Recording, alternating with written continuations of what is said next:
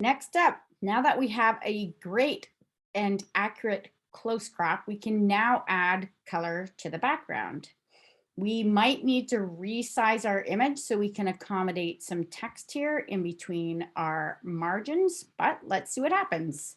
So we can modify as necessary because this layer, this close crop image is all by itself. It can be resized and relocated anywhere on this canvas at any time because it's its own individual layer, which is why we always save a PSD file, a Photoshop document to preserve these layers. All right, so what if I want to add color to the background?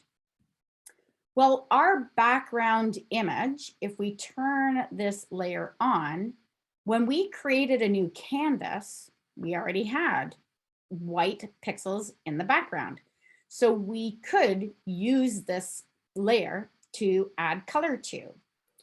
But just in case, for future reference, if you had just simply opened your portrait and cropped it to 8.5 by 11, or 8.75 by 11.25, and you do not have another layer in which to add color, what you can do is just create a new layer.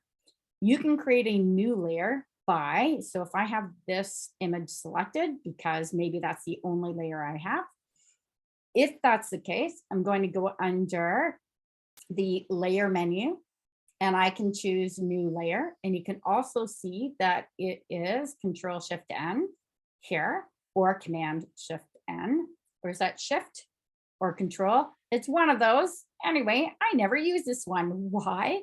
Because I can just go to my layers palette and I can go in here to the options tab and choose new layer here. You can see the keyboard shortcut is there as well. But you can also go to the bottom of the layers palette down here and there's a little plus sign. So you can create a new layer here and it simply just adds a layer, but then you have to double click to rename it. So my preference when I'm adding a new layer is going up here to the options tab to new layer because it then gives me the opportunity here to rename it. So this is going to be my background color layer. So I'm naming it as such, and I'm going to click OK. You can see that my background color layer is transparent. So if I turn off the eyeball, the visibility for this background layer, my original document background or canvas background, and I turn my layer off, you can see that this layer is transparent. So I need to add color or I need to add pixels to this background in order to add color to it. Do you have to use the color and know what color you need to use in the background right from the get-go? Nope. Here's the very cool thing about using layers in Photoshop. If I simply click in my toolbox, I'm going to click on, let's see, which one do I want?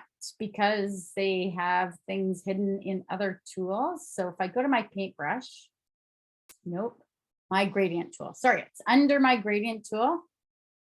Oh, they've moved my paint bucket. All right, so what I'm going to do is look for my paint bucket here. Always a good idea to explore your tools. Maybe they took my paint bucket out. They could have done that. They could have removed my paint bucket, which isn't a bad thing because there are other ways to fill this document. If I have a blank canvas here and I do a Control A or Command or Control A to select all, and make sure you have a layer selected. So I have literally this empty layer. It's transparent. There's nothing in it. And I do a select all. You can see there's now a floating marquee around this document. I can now go under the edit menu to fill. And I can fill that with the foreground color, which in my toolbox just happens to be yellow, my background color, which happens to be white, or you can choose black, white, or gray. So I'm going to choose black. Can I change that at any time? Yes, but I'm going to show you the best method for changing the color in the background so you can see what it looks like and you can play around with some colors to see what it looks like until you've made your final decision. So I'm just going to fill it with black because I need color pixels in my background. Okay. And I'm going to click OK, normal, 100% opacity. Thank you. That's what I want. It's 100% black. I'm now going to click on my image. Oops, where'd my image go? Well, it's hiding behind the background color layer. So I'm going to have to click on this background layer, click, drag and drop it in behind my image. And you can see with this pitch black, dark black background, if I zoom in on my image, there you go. You can see where I have a little bit of what we call ghosting. Because remember, we put that radius up about 3 pixels. So it has a wee bit of ghosting here because it's picking up just a tiny percentage of the background here around this area. So do consider what color background you're going to choose in order to avoid this ghosting. If you have to put it on a black background, then you might want to clean up these edges by doing select and mask again, which you can do. Even after you've already done select and mask once, you can do it again. All right, so it looks like I need to do a little bit of cleanup down here, but maybe that's going to disappear when I work with my colors. Okay, but the close crop is pretty good, right? So that's the great tool, select and mask with refine edge tools and really getting into those details to clean up those edges. So let's see what another color looks like. So do I have to go under this edit fill and choose another color? No, this is how you can do it and test out different colors and see what you like. This background color layer, if I double click over here in the gray area of the layer, if I double click that, I get what's called layer styles. This box is amazing because you can do all sorts of great things and text.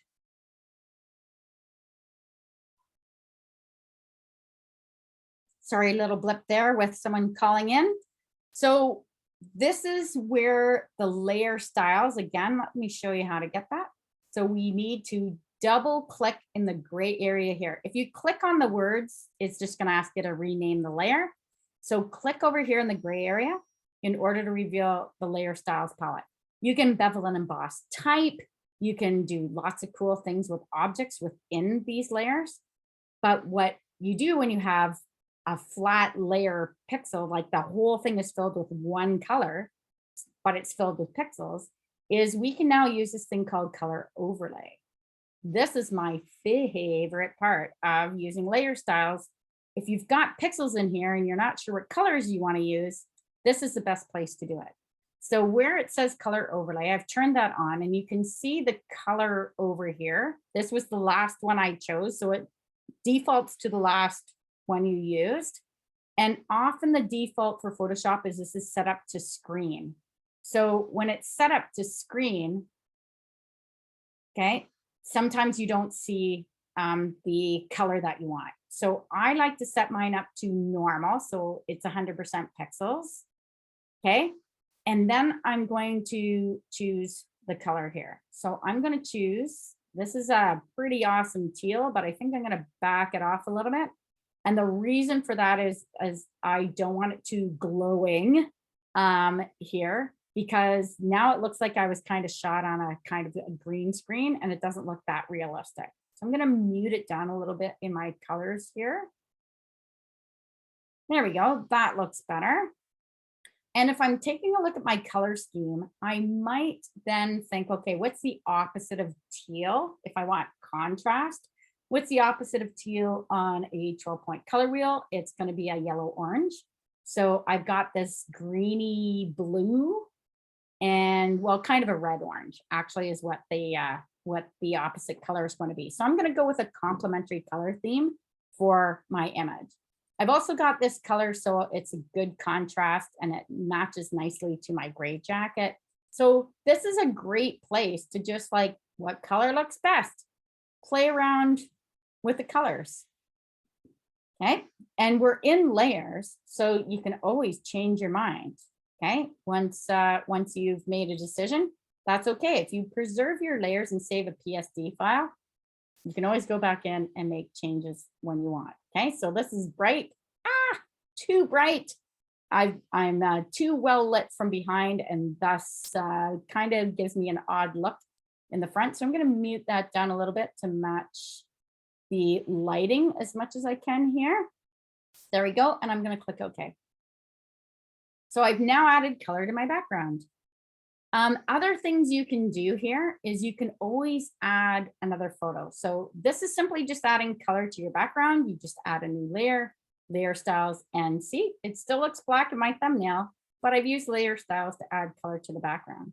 At this point, you could always add another image. So I could file place embedded. And if I still have Paris somewhere on my desktop, oh, I have a logo. Okay, let's just place a logo. There we go. Now notice, why did it come in behind my top layer? Why didn't it go to the top? Because if you add an image or a new layer, it always goes above the last layer you had selected. Well, I had the background color selected, and so it put the new layer, whether it be a new layer or whether it be a place, another file, it will go above the last layer you had selected. So that's how that works. And you can see here, I can add anything in behind here. See, look at that. Woohoo. And you can see that nice close crop working over that background. Okay, I'm going to hit enter or return. And I don't want that one, so I'm just going to select that and hit the trash can to get rid of that layer.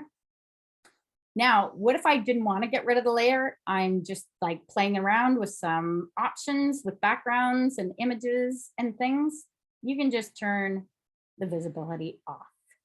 And then you can turn it back on and say, do I want it? Do I not want it? And then if you need to resize anything on in any of the layers, it's Control or Command T, which is edit, free transform. So it's not very intuitive, but transform, Control or Command T to get the bounding box for that image. And then you can resize and move your image around. There we go. And I can hit enter or return to seal the deal. Now, if this was going to be my masthead, my title, what would happen here? Well, I can barely read L'Oreal over top of my head. My head's in the way, but I do want a masthead title there. So what I would do is I would take this layer, my close crop, Control or Command T, as in Tom again, and I'll just scale this down a little bit until I can clearly read the masthead, the title at the top. There we go. I still have a nice overlap, and that works really well. All right. And so that's how you can add color to a background. You can add an image. You can put yourself anywhere in the world with a background image. Now, remember, this is our magazine cover, which means we don't want an image as much as possible in the background. If you do want to keep an image in the background, because there were a couple people who had a great background that would work really well for their magazine cover. The thing is if it's too busy, a background, it might be difficult to put text on the top, but there are options there. So for this exercise, I want to see you do a proper close crop and close crop you out of here. But that doesn't mean your final version of your cover at the end of the semester when we put this all together. Doesn't mean you can't go back in and use your image with the background that you shot and keep it intact. Okay. But as this is a skill building exercise and we want to learn how to close crop and how effectively to close crop an image so we can change out the backgrounds, you need to close crop out the background from your image. Okay. And so we'll see it in the next video for adding the masthead and then finally a cool vignette. All right. See you in the next video.